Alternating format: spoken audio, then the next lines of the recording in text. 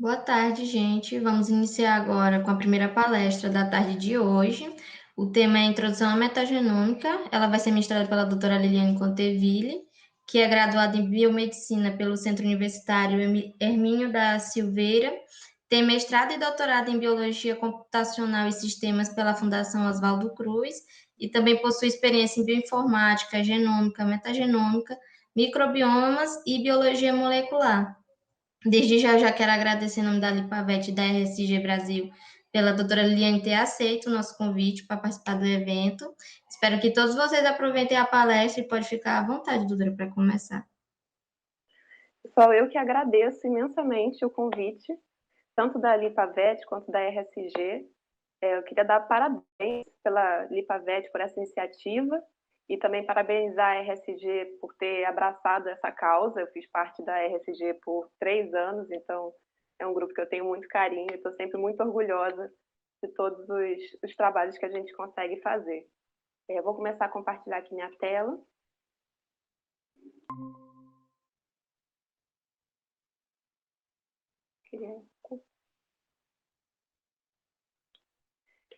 Beleza, então, como falaram, meu nome é Liliane Conteville e eu vim falar com vocês sobre metagenômica. Metagenômica é uma abordagem que eu conheci e eu apliquei no meu mestrado e depois no meu doutorado. Eu sou, como falaram, doutora em Biologia Computacional e Sistemas pela Fiocruz, aqui do Rio de Janeiro. E, como eu disse, eu apliquei essa abordagem na minha dissertação e na minha tese, mas, apesar de ambas terem metagenômica, o objetivo, o foco, o contexto desses trabalhos foram completamente diferentes. Ou seja, a metagenômica ela pode ser aplicada em uma ampla gama de projetos e responder diversos tipos de perguntas. E isso é possível porque a metagenômica ela nos permite estudar o material genético, então, principalmente o DNA, de diversos micro-organismos ao mesmo tempo. Independente se são bactérias, vírus, arqueias ou eucariotos, na verdade, em uma corrida de metagenômica, é possível identificar todos esses tipos de micro-organismos na sua amostra, com o mesmo processamento, digamos. Então, por ter essa vasta capacidade, o foco da maior parte dos projetos que envolvem metagenômica é o estudo de alguma comunidade de micro-organismos. O que normalmente ocorre é assim, a gente tem a nossa amostra, nossa amostra de interesse, e ela representa um ambiente específico que é habitado por uma comunidade de micro-organismos. Então, aqui. Então, é comum você ver o termo metagenômica associado aos termos ali microbioma e microbiota, que nada mais é que uma comunidade de micro-organismos que habita um ambiente específico. Na verdade, existem diferenças singelas entre esses dois termos, mas aqui eu vou chamar tudo de microbioma. Então, para vocês visualizarem melhor, eu trouxe aqui exemplos de microbiomas, ou seja, exemplos de nichos que podem e que são estudados com metagenômica. Aqui na nossa primeira foto, eu trouxe para a gente pensar em rios, mares, oceanos, que podem ser habitados por uma riqueza de espécies macroscópicas, então peixinho, tubarão, polvo, mas também são habitados por uma extensa gama de micro-organismos. Assim como a terra, o solo, as plantas, os animais, os alimentos que nós ingerimos e até o nosso corpo. Estão marcados aqui nessa figura alguns dos compartimentos anatômicos comumente analisados. Microbioma oral, microbioma da pele, microbioma vaginal, intestinal. Alguns trabalhos focam em identificar micro-organismos que podem estar no sangue de um paciente. E eu trouxe aqui uma imagem do corpo humano, mas esses microbiomas também são estudados em animais não humanos, por exemplo. Existem diversos estudos do microbioma do rumen bovino, com interesse tanto em melhoramento animal, quanto em reduzir o impacto ambiental, reduzir custos. Mas é importante notar que todos esses exemplos que eu estou dando, eu também estou considerando ambientes saudáveis, tá? Não é porque eu estou falando aqui de micro-organismos que necessariamente haja alguma doença ou uma patologia, um desequilíbrio, não. Em todos nós, animais ou pessoas, completamente saudáveis ou não, existem micro-organismos vivendo dentro, sobre, ao nosso redor, nos objetos que a gente tem contato, no ambiente que a gente vive. E na maior parte do tempo, nós e os outros componentes do nosso ambiente, vivemos em equilíbrio com esses micro-organismos, que na verdade não estão ali só por estar. Voltando ao assunto ruminantes, os ruminantes, diferentes de nós, conseguem se alimentar de grama, né, de gramíneas, que são alimentos fibrosos, grosseiros, e ainda assim eles conseguem adquirir nutrientes e energias necessários para sobreviver, diferente da gente, que já não consegue se alimentar desse alimento. Mas por quê? É porque os ruminantes, eles apresentam, principalmente no seu rumen, bactérias e protozoários que são especializados e que são capazes de fazer a fermentação desse alimento e assim permitir a obtenção de energia e de nutrientes a partir dele. Além de todo o processo de ruminação, provavelmente vocês conhecem e sabem explicar melhor do que eu. Mas o que eu quero falar é que essa ligação micro-organismos e animais vem de um processo ancestral. Nós e os micro-organismos, nós coevoluímos desde então, desde que o mundo é mundo. E nesse processo, felizmente, temos microbiomas e isso passou a se tornar algo benéfico. O que pode acontecer é haver um desequilíbrio na comunidade de micro-organismos e assim acarretar uma doença ou uma condição. Por exemplo, você tomou um antibiótico. Esse antibiótico pode afetar alguma bactéria benéfica no seu intestino, porque antibiótico não mata só aquela bactéria lá que você quer que está te fazendo mal. Antibiótico mata a bactéria. E aí matou algumas bactérias que são benéficas. Pode ali acontecer um desequilíbrio. Ou seja, uma bactéria oportunista, quem sabe, pode se sobressair e causar um quadro infeccioso. Isso também, ou seja, o microbioma também pode estar influenciando em quadros de doença, certo?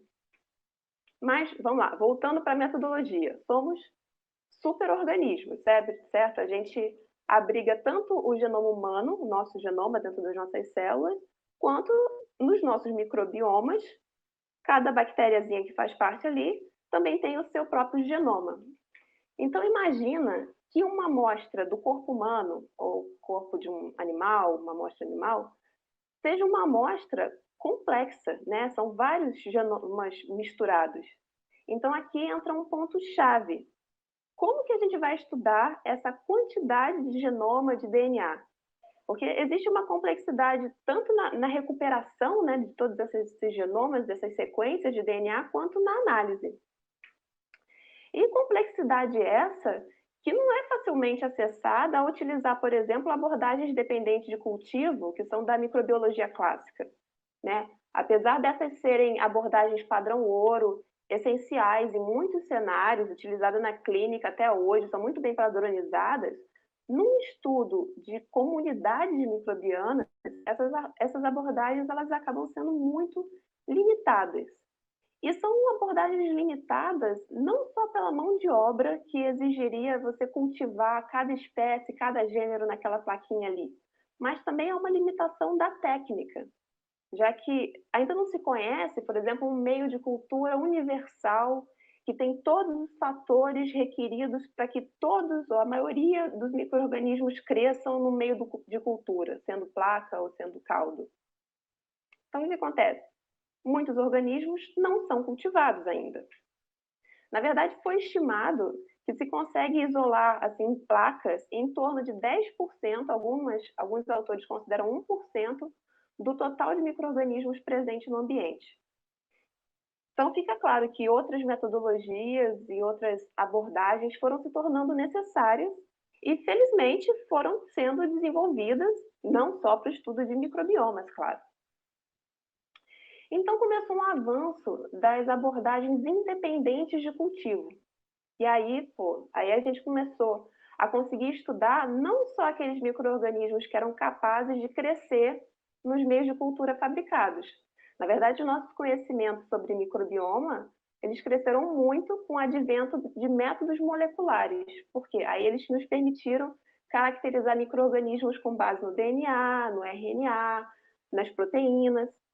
Na verdade, o que foi assim, um marco nos anos 80, principalmente, para conhecer novas bactérias do microbioma, ou dos microbiomas em geral, foi a adoção de genes de RNA ribossomais, que eram usados como marcadores moleculares, principalmente, talvez vocês já tenham ouvido falar, o gene 16S.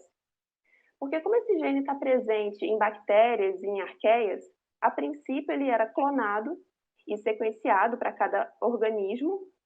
Só para lembrar, o sequenciamento é o processo de você determinar a sequência em que estão os nucleotídeos na sua molécula de DNA. Então, considerando aqui a nossa molécula fake que a gente tem aqui, o sequenciamento vai ser que vai dizer para a gente, ó, tem aqui uma adenina, depois outra adenina, depois uma timina, uma citosina. Esse é o sequenciamento, só para quem está perdido aí. Então, quando começaram a clonar e depois a sequenciar o gene 16S, conseguiu-se começar a caracterizar, a diferenciar os gêneros de bactérias ou de arqueias baseado em sequência, né? Baseado no perfil genético, que até então isso era feito, mas por morfologia, por bioquímica, que era o que tinha muito na microbiologia clássica, né? Mas desde então, tudo foi avançando, passou-se a utilizar a técnica de PCR ao invés da clonagem. Paralelamente, também foi havendo a evolução dos computadores, né, e nas ferramentas computacionais para a realização das análises. O sequenciamento em si avançou muito.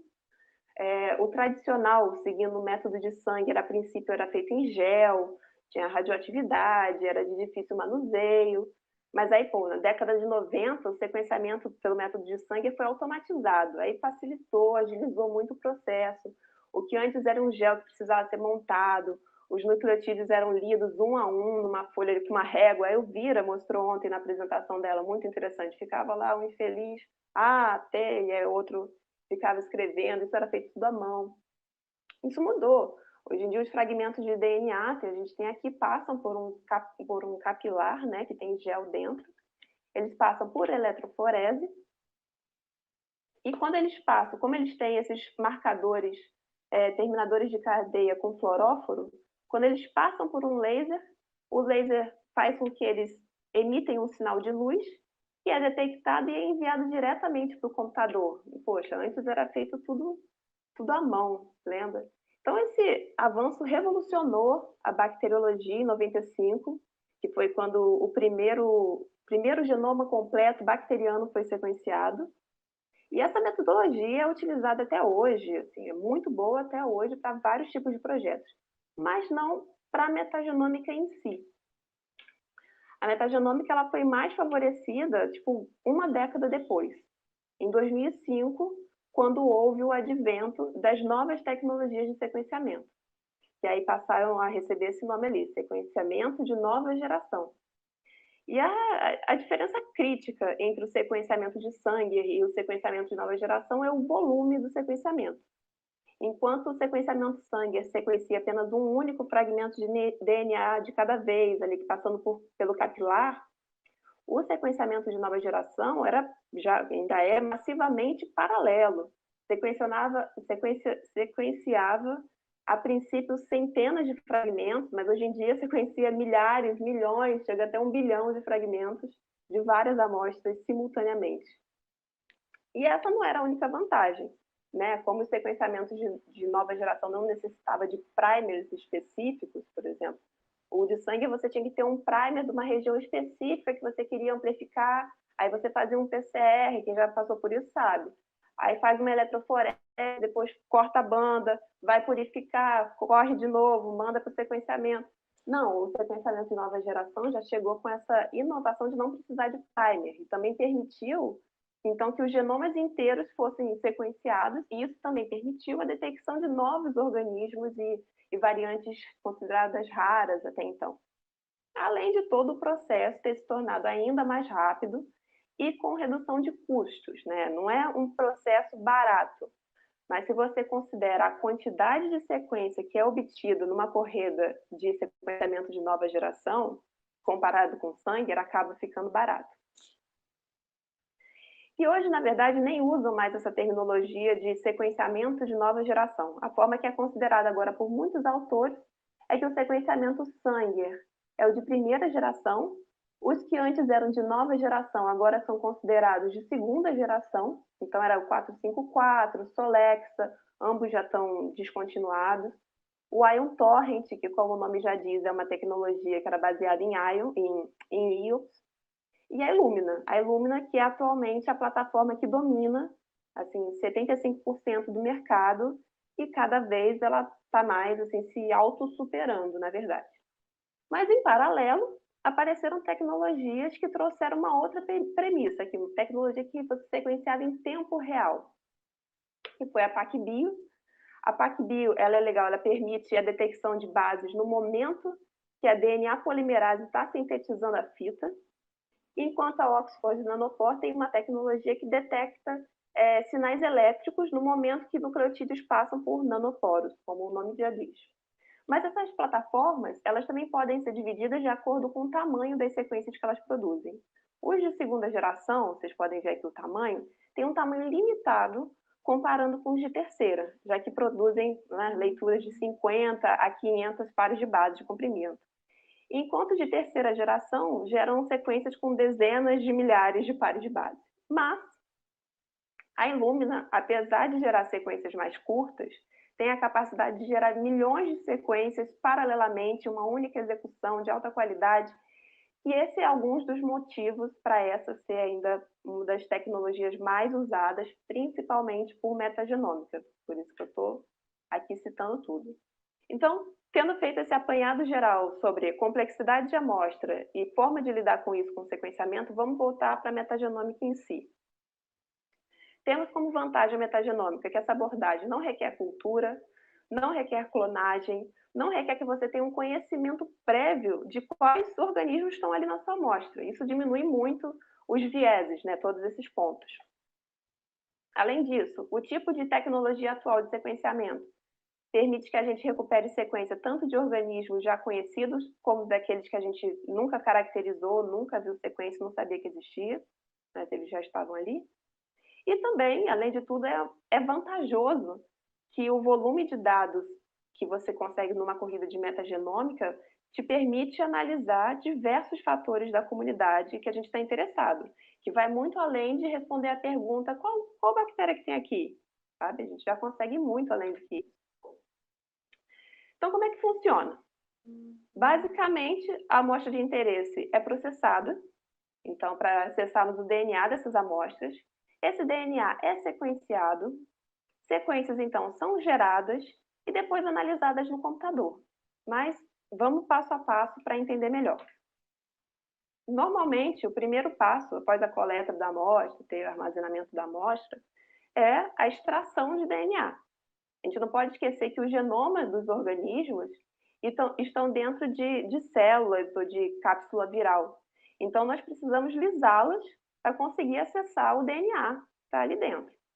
Assim, é importante você utilizar principalmente um protocolo de extração que seja adequado tanto para o seu tipo de amostra quanto para o seu interesse. Se você tem interesse em vírus, não adianta você só usar um kit de extração que é bom só para extrair bactérias, certo? DNA de bactéria.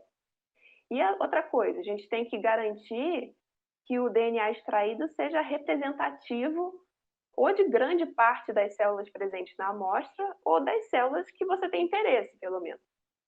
E, além disso, é preciso garantir que o DNA extraído ele seja de alta qualidade e com quantidade suficiente. Por quê? Porque o sequenciamento, para ele gerar sequências de alta qualidade, é importante que o DNA esteja de boa qualidade, ou seja, DNA degradado não vai te dar bons resultados.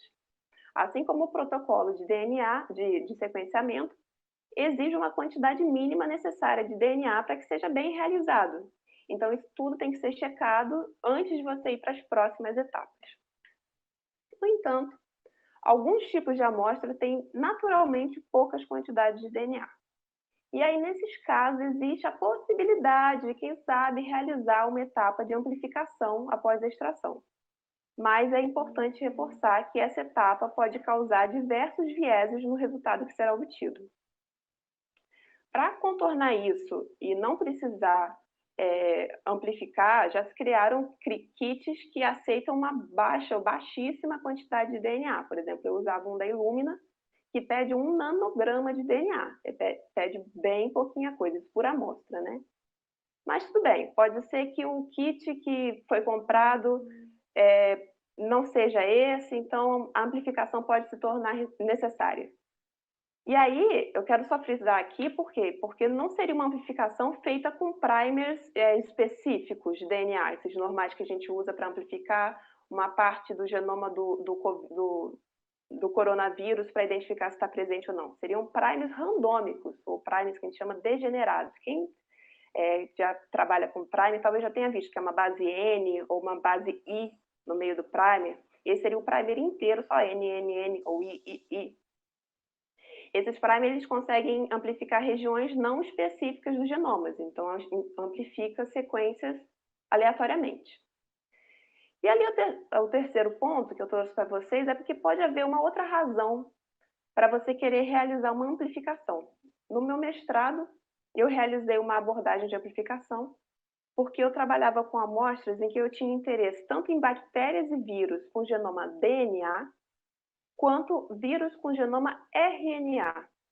E qual que é o problema disso? A tecnologia de sequenciamento que a gente ia usar só lê DNA dupla fita. Então, a gente foi obrigado a realizar um chamado RT-PCR, utilizando primers randômicos ou degenerados. E aí, o que acontece? A gente produziu DNA complementar de fita dupla, a partir das sequências de RNA que nós imaginávamos estar ali. E, bom, gostaria de dizer que funcionou. A gente conseguiu recuperar um genoma completo de um vírus chikungunya, que tem genoma RNA, do soro de um paciente. Isso está publicado, se alguém tiver interesse, eu posso indicar qual é a publicação. Então tá, tendo terminado o processamento das amostras, vamos dar início à preparação da biblioteca para o sequenciamento. Essa biblioteca ela é necessária para que o sequenciamento ocorra. Então, primeiro a gente tem que garantir, como eu falei, que a qualidade e a quantidade do DNA esteja adequado. Em seguida, a gente tem que passar por uma etapa inicial de fragmentação. Essa fragmentação pode ser mecânica ou enzimática. O que acontece? A gente está considerando que nós temos sequências de genomas completos na nossa amostra, certo?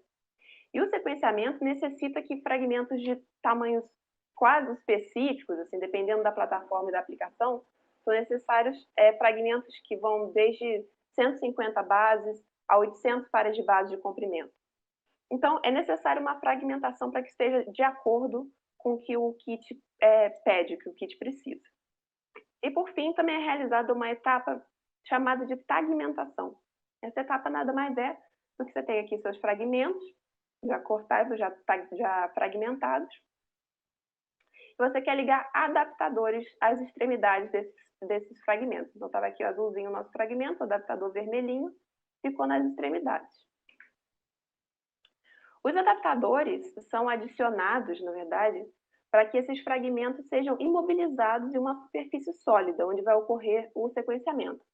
Temos ali no 454, no Ion Torrent, os fragmentos eles eram imobilizados em nanoesferas, enquanto já na Illumina, os fragmentos são imobilizados numa placa. Parece uma plaquinha assim de vidro pequenininha. E essa adesão nas superfícies ocorre por afinidade.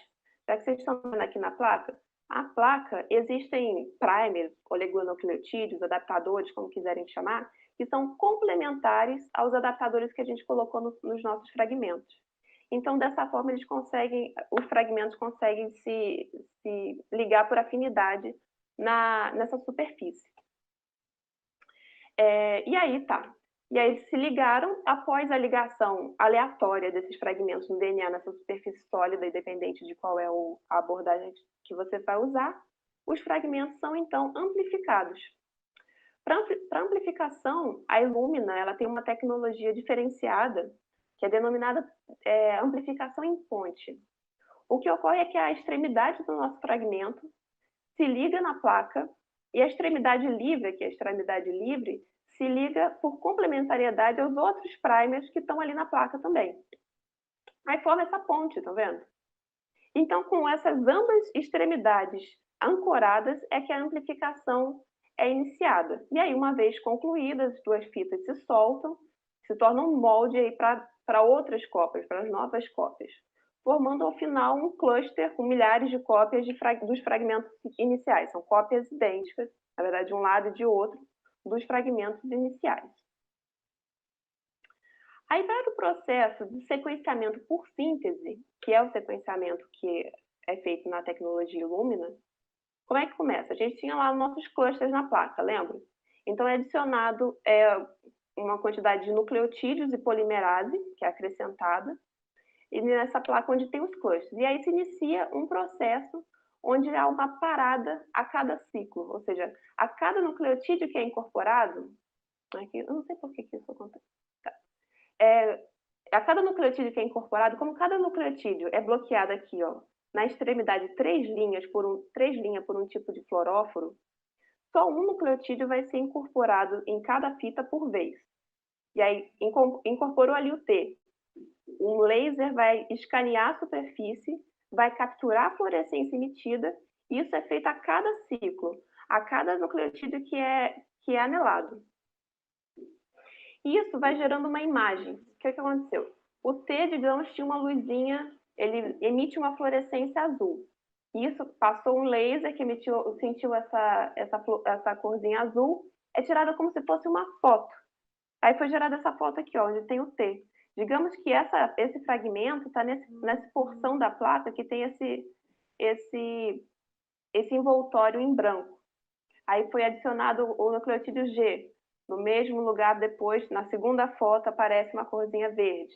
Depois é adicionado um C. O C, a cor é laranja. Então, dessa forma, o computador vai conseguindo ler e vai entendendo qual é o nucleotídeo que vai sendo adicionado, e nisso vai processando esses dados. Então, esse conjunto de imagens ao final de uma corrida, ele vai ser processado pelo computador, e a partir daí vão ser geradas sequências, assim, uma quantidade massiva de sequências, né? Mas vamos dar uma olhada na quantidade de dados que podem ser gerados. Eu estou aqui apresentando apenas sequenciadores Illumina, e como a gente pode ver, dependendo do sequenciador, a gente consegue de 25 milhões a 1 bilhão de sequências com uma corrida. Então, imagina, é muita coisa. O tamanho das sequências também varia, que a gente pode ver ali. E aqui eles apresentam como 2 vezes o tamanho da sequência, porque lembrem que a amplificação em ponte amplifica as duas extremidades do fragmento, né? Então, seria em cinza os nossos fragmentos, e aí começa a sequenciar de um lado, sequencia do outro. Às vezes fica no meio uma parte que não é sequenciada, mas essa distância entre a sequência 1 e a sequência 2 pode ser utilizada nas análises computacionais posteriores. Mas, assim, então, seja qual for o sequenciador que for melhor, segundo o seu desenho experimental, trabalhar com, no mínimo, 25 milhões de sequências, vocês concordam que é impossível, né? À mão, digamos, no sentido à mão. Então, a gente necessita da bioinformática para lidar com todas essas sequências. A quantidade de dados gerada exige a utilização de métodos computacionais para análise mesmo. E a bioinformática, como vocês estão vendo durante esses 3 dias, pode contribuir em diversos pontos de uma análise de metagenômica. Ela é, claro, primeiro, utilizada para analisar e interpretar os dados desde o momento que saem do sequenciamento, mas também podem ser, também faz parte da bioinformática desenvolver algoritmos e métodos estatísticos para serem aplicados nas análises, assim como desenvolvimento e implementação de ferramentas, né, que permitem às pessoas acessarem os dados, gerenciamento de diferentes tipos de informação. E a bioinformática pode contribuir em várias outras questões, como foi apresentado na fala do Nilson no domingo sobre carreira, né? Então, eu vou falar um pouquinho sobre algumas análises e interpretação de dados, que é mais aonde eu domino. Então, indo mais para o lado da bioinformática, após a geração de sequências pelo sequenciamento, muito provavelmente você vai receber assim, sequências no formato FASTQ. Você vai receber um monte de arquivos, não vou saber o que fazer. E o que é o FASTQ? O formato FASTQ é um formato baseado em texto para armazenar uma sequência biológica, que geralmente é de nucleotídeo, e as suas pontuações de qualidade correspondentes. Vamos ver o que é isso. Talvez vocês já tenham visto um arquivo FASTA. Eu trouxe aqui um exemplo. O arquivo FASTA também é um arquivo de texto, onde a primeira linha se inicia com esse sinal de maior aqui, seguindo pelo nome da sua sequência. Então, a nossa linha tem sequência 1. Esse é o cabeçalho. E nas linhas de baixo, você tem a sequência em si. Quando você, ou o programa, se depara com um novo sinal de maior, aqui tinha um sinal de maior aqui e começou uma sequência. Me deparei com um novo sinal de maior. É o quê? Vai começar uma nova sequência. Então, que também se inicia com cabeçalho, na linha de baixo também tem as bases. Esse arquivo pode ser gigantesco. E fazendo par com o FASTA, existia um outro formato que provavelmente vocês não viram, eu não me deparei durante a minha vida acadêmica, que é o formato QUAL. É um formato que, assim como o FASTA também ali, ó, apresenta um cabeçalho iniciando por um sinal de maior, tem o nome da sequência, mas ao invés das linhas abaixo virem uma sequência, nele vem informações sobre a qualidade de cada base que está no arquivo FASTA, e são intercalados ali por um espaço. Então, o que a gente vê? Por exemplo, a primeira base aqui dessa sequência A tem qualidade 38, a segunda A, 36, o G é 26. Então, esses arquivos eles andavam com um impar, um falando do outro, entende? Mas, então, isso que eu ia falar aqui, esqueci. Então, o formato FAST-Q é a junção desses dois formatos, FAST, de FASTA, e o Q entra qual, de qualidade, certo? Esse aqui é um exemplo de arquivo no formato FAST-Q, e aqui, só olhando, eu sei que nós temos informações sobre 3 sequências. Como que eu sei disso? Vocês lembram que no FASTA a gente sabia que começava o cabeçalho quando nós víamos um sinal de maior. No FAST-Q também tem isso, só que é um arroba. E como no FASTA, ele também é seguido pelo nome da sequência. E aqui, o nome da sequência tem vários códigos, porque o sequenciador ele cria esse nome automaticamente, com as informações sobre o modelo dele mesmo, sobre os componentes que foram utilizados para a geração das sequências, ou tem aqui em qual parte da placa que esses fragmentos estavam. Então, esse aqui é o nosso cabeçalho, começando com arroba agora, porque é um FAST-Q. E aí, na nossa segunda linha, nós temos a sequência em si. Na terceira linha, temos aqui um sinal de mais. Lembra que eu falei que o FAST-Q é o FASTA mais o qual? Então, tem literalmente um sinal de mais na terceira linha, em todas as terceiras linhas, considerando que a primeira seria o começo de uma sequência. E na quarta linha, temos a qualidade sobre cada base. Mas espera aí, a gente não tem aqui os valores numéricos, como a gente viu antes. Sim, para economizar espaço, eles passaram a utilizar o código padrão IC. Então, cada letrinha dessa representa um valor de qualidade para cada base. Então, por exemplo, o C tem qualidade 33. Como é que eu sei? Porque o B representa 33 lá no código padrão. Essas 3 primeiras bases têm qualidade 33. Eu sei que F tem qualidade 38. Então, aqui, ó, essas 3 outras bases têm qualidade 38. Então, é basicamente isso. A gente não tem que decorar nada disso. Estou falando aqui só para vocês visualizarem, entenderem como é que você recebe. Porque às vezes chega um arquivo e você não sabe nem como é a cara do arquivo que vai chegar para a gente. Então, conseguimos entender o arquivo, mas como que a gente vai ver se o nosso sequenciamento deu um bom resultado ou não? Bom, antes de qualquer análise, antes de qualquer coisa, a qualidade das sequências deve ser checada. E que parâmetros nós podemos olhar? Primeiro, quantidade de sequências geradas. Vocês lembram naquela tabela que eu mostrei para vocês o máximo de sequências que pode ser geradas no sequenciador? Bom, então se eu sei que aquele sequenciador gera tanto de sequência após uma corrida, e eu sei o número de amostras que eu coloquei para aquela corrida, eu consigo fazer ali uma estimativa mais ou menos de quantas sequências eu espero que tenha uma das minhas amostras, certo? Puxa, mas foi muito abaixo. Então, aí tem uma questão de qualidade que deveria ter sido identificada até antes do sequenciamento. Pode ser um DNA degradado, pode ser algum problema durante a etapa de sequenciamento. Imagina, são vários motivos, né? A qualidade média das sequências. Isso é muito importante, porque você... a qualidade média, na verdade, o que eu quero falar com isso? É a probabilidade das bases que estão naquela sequência, a probabilidade que aquelas bases estejam corretas. Então, você imagina, se a qualidade está baixa, o valor de qualidade está baixo, então a gente tem uma baixa probabilidade que aquela base está correta. Aí você tem que questionar se você vai concordar, você vai confiar naquilo ou não. Então, a gente tem, daqui a pouco eu vou mostrar como é que a gente lida com isso ou não. Qualidade nas pontas das sequências. É muito comum, eu trouxe um exemplo para vocês. Às vezes, na extremidade 3' tem realmente uma queda na qualidade, já passaram vários ciclos, tem vários motivos, isso é algo relativamente comum, não acontece sempre, mas é comum. Ou pode acontecer a presença de adaptadores. Vocês lembram lá que nossos fragmentos foram colocados adaptadores para eles se prenderem na superfície sólida. Às vezes, alguns desses adaptadores acabam sendo sequenciados junto com o fragmento. Em teoria, o certo seria sequenciou o fragmento e parou, não era para dar espaço para caber uma sequência de adaptador ali. Mas, às vezes acontece, você também vai ter que lidar com isso. Bom, esse aqui é um resultado de análise de qualidade de sequências com o programa que está ali, FastQC. O Dr. Lucas apresentou no domingo. Para ele usava para lidar com dados de transcriptômica. Mas para quem não viu, essa ferramenta ela gera vários gráficos baseados nas nossas sequências. Esse em específico apresenta a qualidade de cada base, considerando todas as suas sequências. Então, a gente tem aqui na vertical os valores de qualidade e na horizontal temos apresentando cada base nas nossas sequências.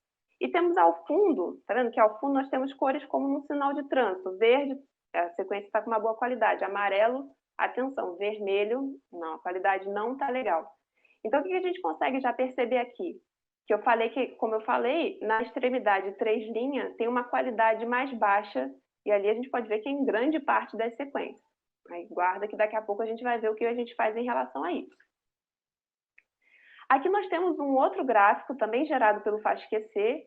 Esse aqui ele te dá a porcentagem em relação às bases nitrogenadas nas sequências.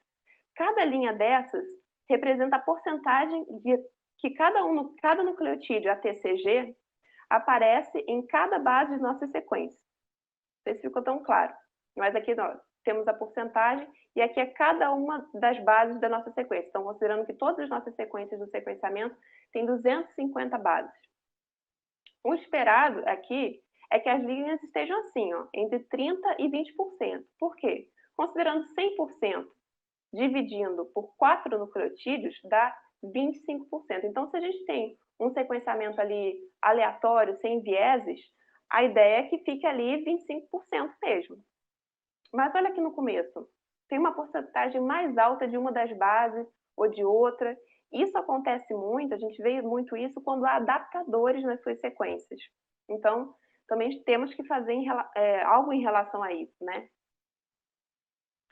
Então, quando nós encontramos alguns pontos na qualidade que devem ser melhorados, a gente realiza ali, como está falando, uma etapa de filtragem ou trimagem. Para essa etapa existem diversos programas que podem ser utilizados, mas eu vou focar mais aqui no que pode ser feito, tá? E não no nome dele. Bom, em relação a bases de baixa qualidade, pode ocorrer o seguinte. Pode ser, digamos, que você tem 70% da sua sequência de ali está com uma qualidade boa, mas aí tem um 30% aquela extremidade 3' que está com uma qualidade ruim. Você pode optar por cortar a parte ruim e ficar com a parte boa, parte da sequência que tinha qualidade boa. Seria uma forma, mostrando de forma lúdica, né? Seria como cortar toda a parte que está dentro da qualidade em vermelho, ou seja, que está em baixa qualidade. Mas digamos que a sequência toda tem bases com qualidades boas e ruins. Não dá assim para cortar uma parte que ela esteja melhor. Então, nesses casos, às vezes é melhor você remover a sequência completamente. Só que eu estou tentando falar de uma forma didática, não é como se a gente fosse, em sequência por sequência, decidindo o que fazer, tá? Não. Nós vamos dar ordem aos programas que são já desenhados para isso, e eles leem a qualidade das sequências e eles vão agir baseado nas métricas que nós vamos passar, certo? Então, outro ponto importante é a questão de ter adaptadores nas sequências.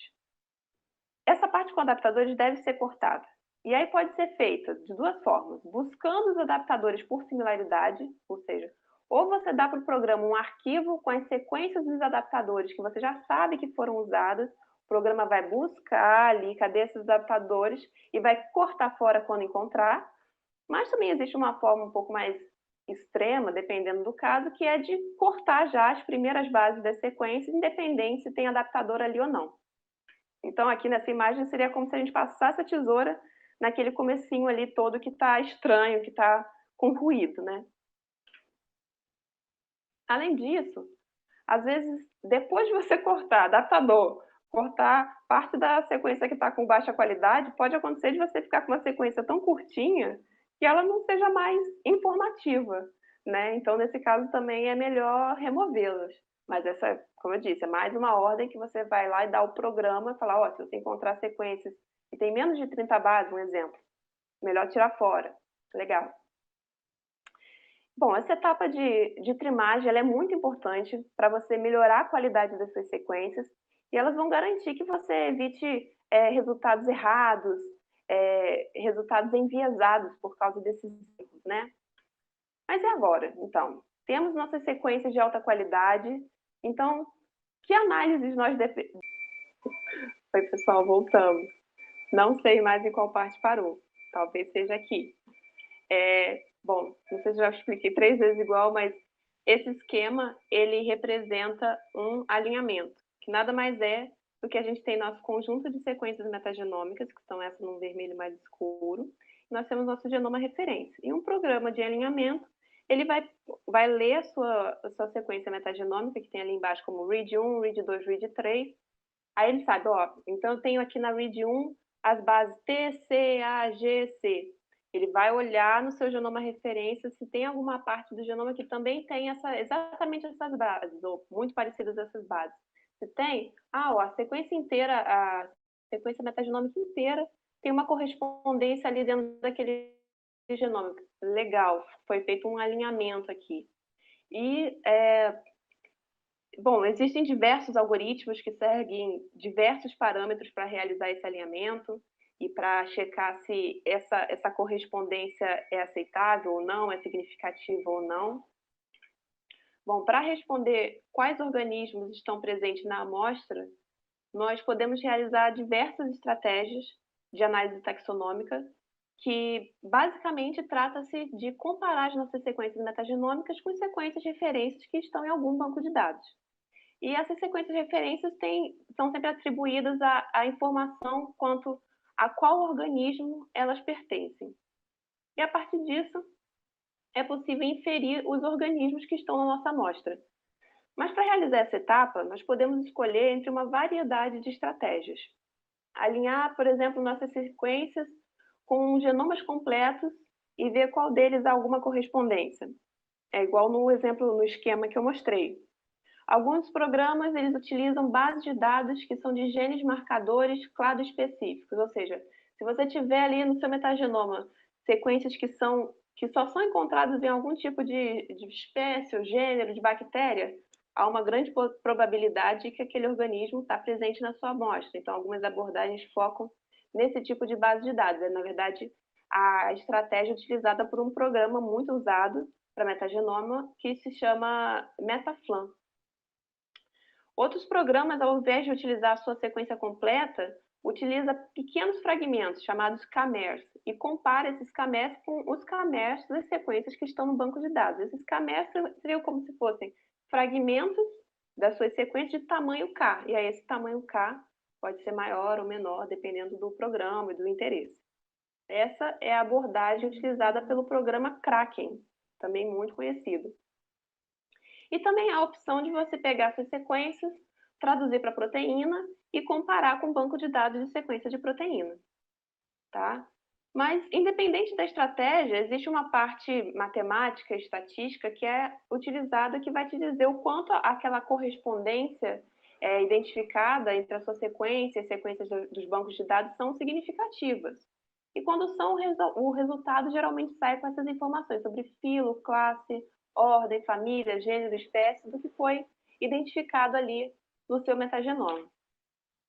Agora a gente vai para a análise funcional. Na análise funcional, a gente pode inferir as capacidades funcionais dos organismos presentes na nossa amostra. É a função a qual eles têm potencial de exercer, já que para garantir que uma função esteja sendo exercida, a gente depende de várias outras abordagens, sabe? Não é porque uma bactéria tem um gene X que esse gene está sendo expresso e que ele é funcional. Isso é algo que a gente sempre tem que manter em mente quando a gente trabalha com metagenoma. Não, essa bactéria ou esse organismo tem capacidade, talvez, de realizar essa função baseada nesse gene. E a predição de função, ela é feita alinhando nossas sequências metagenômicas contra bancos de dados cujas sequências de referências têm informação quanto a qual função ela está associada, tá? Então, podemos usar bancos de dados que abrigam, por exemplo, catálogos gênicos, informações sobre famílias de proteínas, alguns bancos de dados têm as informações sobre as vias metabólicas e os sistemas que esses genes fazem parte. Então, existem várias estratégias para analisar, aqui eu trouxe alguns exemplos de bases de dados, bancos de dados. Então, beleza. Tendo realizado análise taxonômica e análise funcional, normalmente a gente se depara com tabelas. Assim, duas tabelas, uma taxonômica e outra funcional que temos aqui.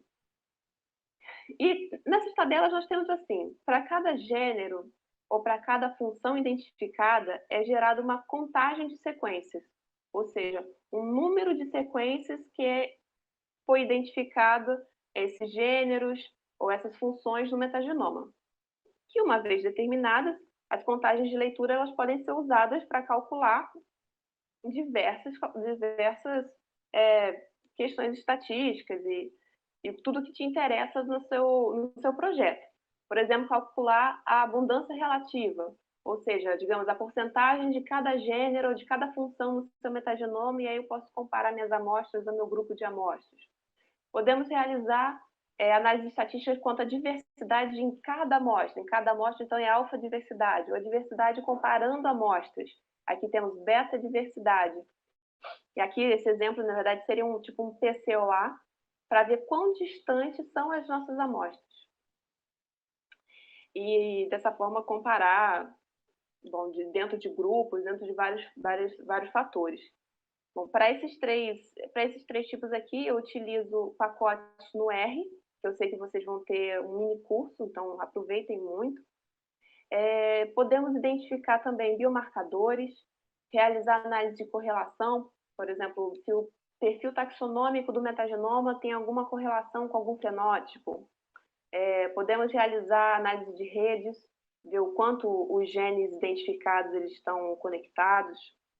Podemos dividir nossas amostras em grupos e comparar o que a amostra do grupo 1 tem que a do grupo 2 não tem. Também podemos fazer análises filogenéticas, mas na realidade isso é feito mais com montagem. Eu vi que o Dr. Lucas e a Elvira também falaram um pouco sobre montagem com vocês. E essas análises taxonômicas e funcionais, elas podem ser realizadas com sequências logo após serem filtradas ou trimadas ou após uma etapa de montagem.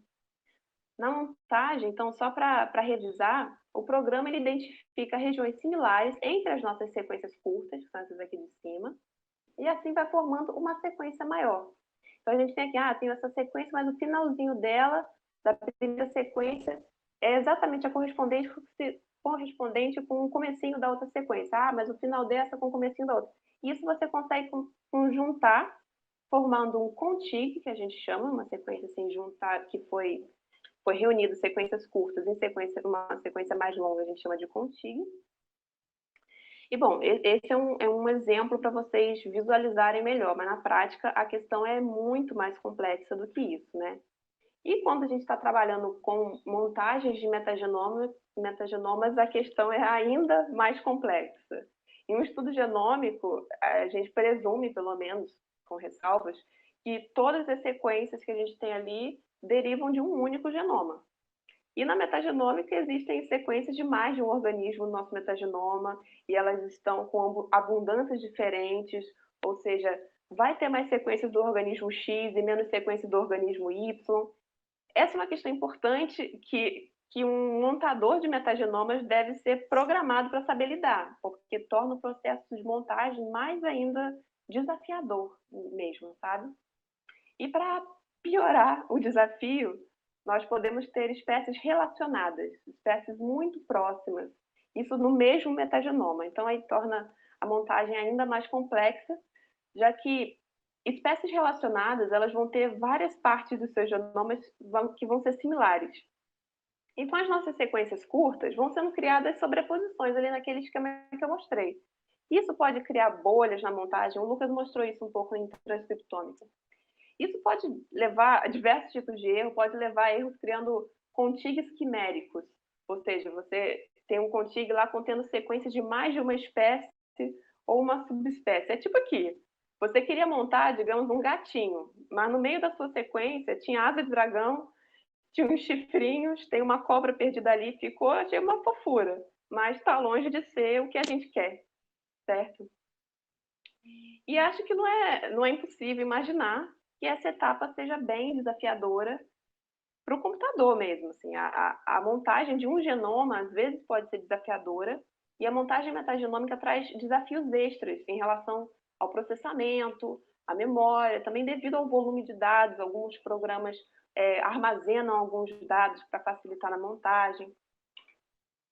Mas é interessante que essas montagens aqui que eu estou falando de alta qualidade, né, têm permitido um crescimento exponencial na quantidade de novos genomas recuperados, na criação de catálogos gênicos. Eu trouxe aqui alguns exemplos de artigos que saíram recentes, 2020, 2021, 2019.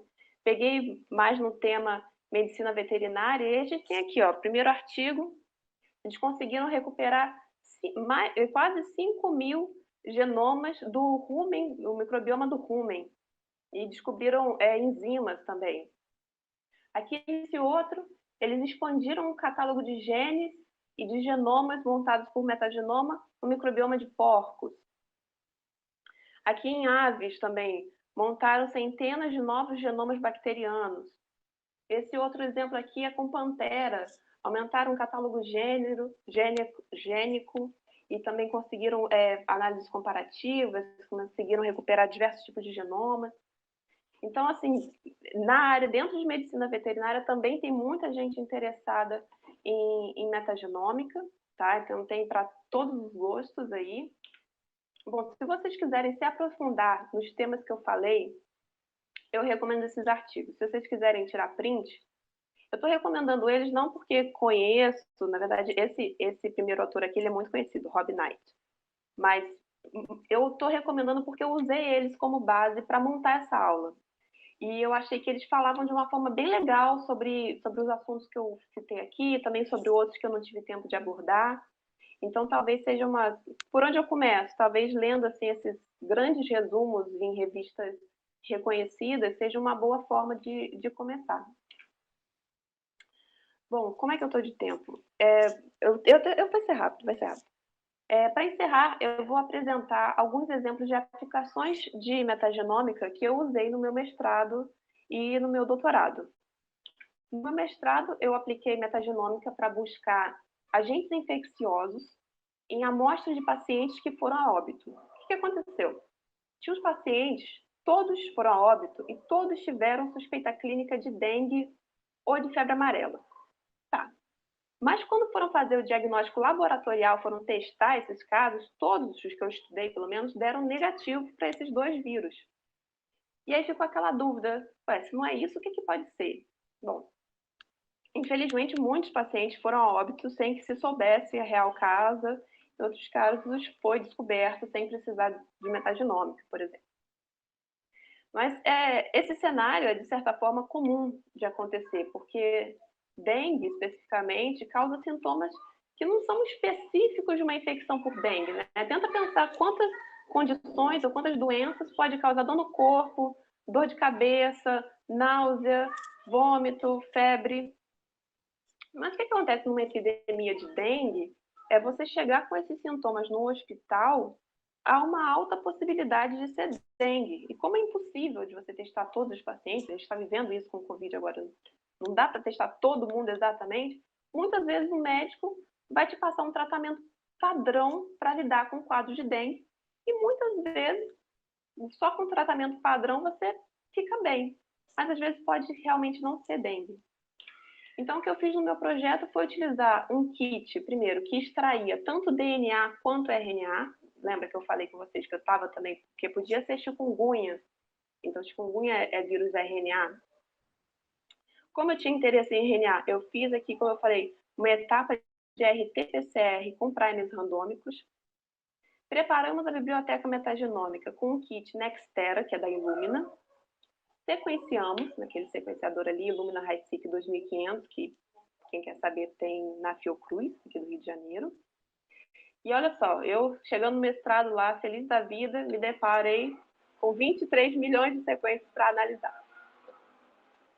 E foi uma loucura, mas foi aí que eu me apaixonei. E eu analisei essas sequências focando numa busca por agentes infecciosos que pudessem explicar o quadro dos pacientes que eu estava estudando, né? E assim eu consegui identificar tanto vírus quanto bactéria. Considerando vírus, eu encontrei parvovírus, vírus da hepatite G, ali vírus da hepatite A, vírus torqueteno. O torqueteno pode nem ser o causador, mas foi um vírus identificado. Considerando bactérias, eu identifiquei dois casos provavelmente causados por Neisseria meningitidis e 2 casos causados provavelmente por Streptococcus pneumoniae. Quase todos esses resultados estão publicados.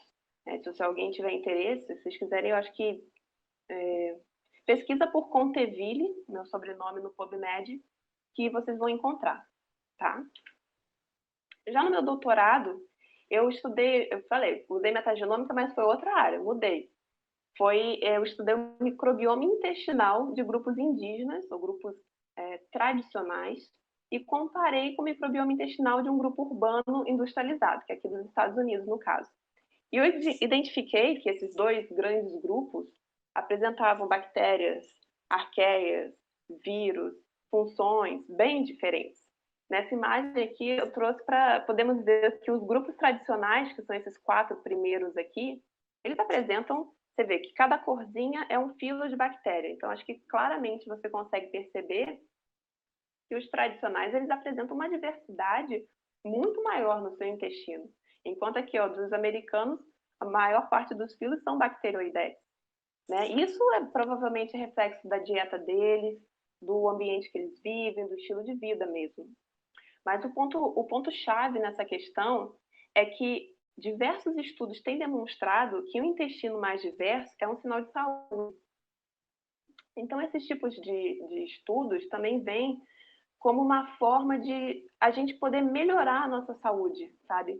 Qual o impacto de nós termos perdido essas bactérias no decorrer da evolução humana, né? Considerando que a gente os nossos antepassados passaram por essa evolução de ser caçadores e coletores, depois ser agricultores, depois até chegar na sociedade moderna, urbana, industrializada que a gente tem. Qual o impacto disso? Será que a razão para a gente ser mais propenso a desenvolver certas doenças tem a ver com o microbioma? Aparentemente, assim, fortemente parece que sim. E eu digo isso porque existem doenças consideradas modernas, por exemplo, obesidade, câncer, alergia, que são doenças que não acometem esses grupos que ainda mantêm um estilo tradicional de vida, e existem trabalhos profundos ainda nesse tema. Então, é um ponto muito interessante, assim, que dá muito caldo. Poderia ficar 1 hora falando só disso. Estou apaixonada. Mas eu trouxe também um outro exemplo, que aí foi a análise funcional que eu fiz, que é só as funções mais prevalentes que eu encontrei nos microbiomas. E aqui a gente também notou diferenças considerando os grupos tradicionais, os 4 primeiros, em comparação com o grupo urbano, dos Estados Unidos. Podemos ver aqui que, em laranja, que as bactérias intestinais dos urbanos são enriquecidas em funções relacionadas ao metabolismo de carboidratos, e aqui em verde, também em funções relacionadas ao transporte de membrana. Bom, isso é só um gostinho de uma série de resultados que foram alcançados nessa pesquisa, que principalmente mostra como o nosso estilo de vida impacta no nosso microbioma, e isso leva a gente levanta uma discussão de algumas hipóteses sobre o quanto isso pode afetar realmente a nossa saúde e o aparecimento de doenças, tá? Bom, se vocês tiverem alguma dúvida, vocês podem perguntar agora no chat ou me mandar um e-mail. Eu também sou ativa no Twitter, se alguém gostar, quiser me seguir, pode seguir. E além disso, como eu disse, eu fazia parte da RCG Brasil, um grupo maravilhoso, mas também estou fazendo parte de uma comunidade de mulheres de bioinformática e ciência de dados na América Latina. Então, a gente tem um Twitter também para essa comunidade, que é o BioInfoLA. Se alguém tiver interesse, quiser nos seguir por lá, serão muito bem-vindos. Obrigada.